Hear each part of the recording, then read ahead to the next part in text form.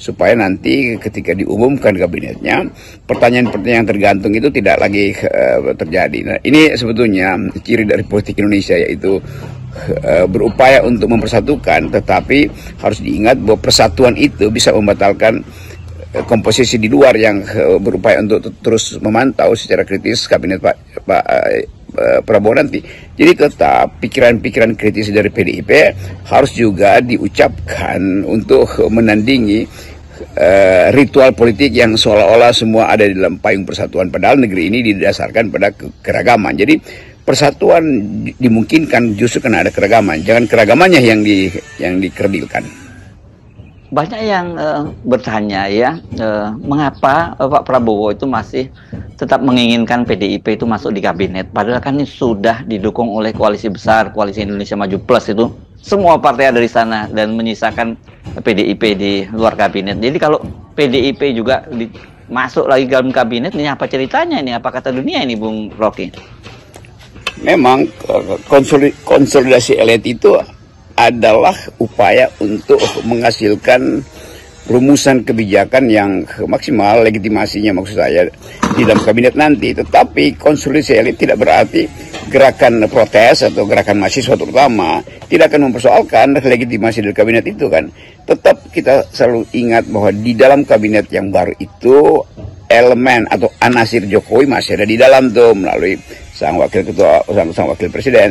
Jadi kalau pertemuan itu terjadi, itu tentu dengan asumsi bahwa imbangan-imbangan di dalam kabinet Pak Prabowo nanti akan menjadi lebih maksimal kalau ada PDIP di situ kan. Jadi ya balik lagi tadi bahwa keterangan Pak Wali Dondo Kambe itu dimaksudkan untuk memberi sinyal awal, semacam preemptive assumption bahwa PDIP dengan sendirinya kalau dia punya standing position di DPR sebagai spokesperson, sebagai juru bicara, yaitu Mbak Puan, maka seharusnya dia terkait juga dengan efektivitas pembuatan kebijakan. Itu artinya di dalam kabinet juga mesti ada unsur PDIP kan. Kalau PDIP jadi partner di parlemen, mestinya partnership itu juga terbaca dalam susunan kabinet. Itu hanya itu dasarnya untuk memulai menganalisis kimia politik di dalam kabinet baru. Jadi kita bayangkan misalnya ada Gibran di situ yang adalah unsur dinasti, ada Ibu Mega di situ yang adalah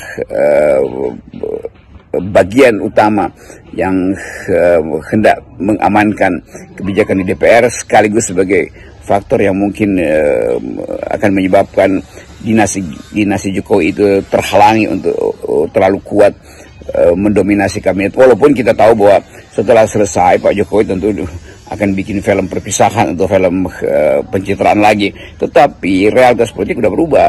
Nah, kesepakatan ini yang harusnya diulas dari sekarang supaya makin terlihat bahwa fungsi PDIP bukan sekedar ingin menandingi atau menghalangi berkembang biaknya dinasti, ya saya pakai istilah berkembang biaknya dinasti Jokowi, tetapi juga untuk memperoleh posisi baru di dalam upaya perhitungan politik di 2029. Jadi posisi PDIP itu tidak hanya dimaksudkan untuk